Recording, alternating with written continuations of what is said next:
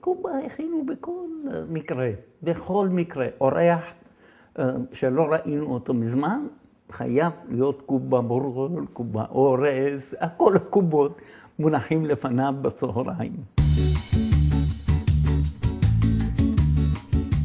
אנחנו הולכים להכין את המילית של ערוק ברז, שזה מטעם וגם עבודה קשה יש בזה ומורכבת. אז נתחיל ככה בשמן, לחמם, ונוסיף לזה את הבצל, נטגן אותו מעט, נוסיף את הבשר טחון, ומערבבים שוב. הבשר הוא מתפורר ונהפך לצבע יותר כהה. עכשיו נוסיף את רסק העגבניות, את המלח, בהרת, את הנומי בסרה, לימון פרסי. מוסיפים את המים ומערבבים ונותנים לו לעבוד עד שהמים יתאדו. המים יתאדו, עכשיו אנחנו מוסיפים את הפטרוזיליה ומכבים את האש עד שיתקרר. בואי שושי, בואי נעשה ביחד. ננני את זה. אנחנו מסננות את האורז. ועכשיו שימי בקערה הזו. עכשיו שצריך מלח, שימי כף. כף? כף שטוחה מלח, כזה עוף. מה, פשוט ללוש את זה עם הידיים? ללוש כמו בצק, זה את הבצל ירוק.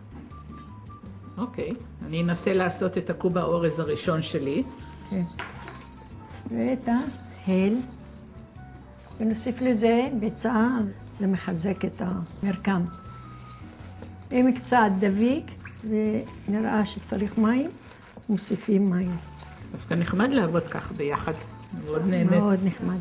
אפשר לכסות במגבת ולתת לו לנוח בפריג'ידר. עכשיו יש לנו את האורז עם החזה עוף מוכן, שהשארנו כשעה בפריג'ידר. בואי נשים לנו את זה באמצע. ואני לוקחת, תלוי בגודל איזה רוצים. יכולים לעשות 6 סנטימטר, יכולים לעשות יותר. וניקח כמות יפה, בערך כף 2, של בשר. זה בסדר? כן, בסדר גמור. יופי.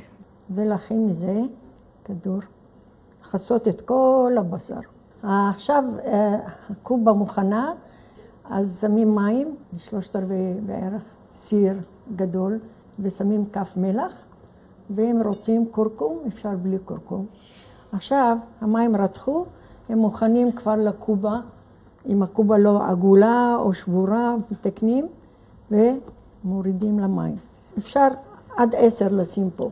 בערך 20 דקות, 25 דקות, עם כיסוי הסיר, אחר כך נכנסה עד הסוף.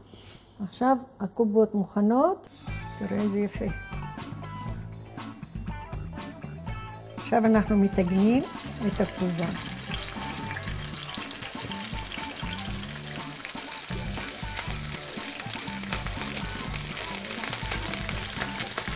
אפשר להוציא את זה עכשיו ולהגיש בצלחת עם סלט או חמוצים או פלפל חריף, בצל ירוק.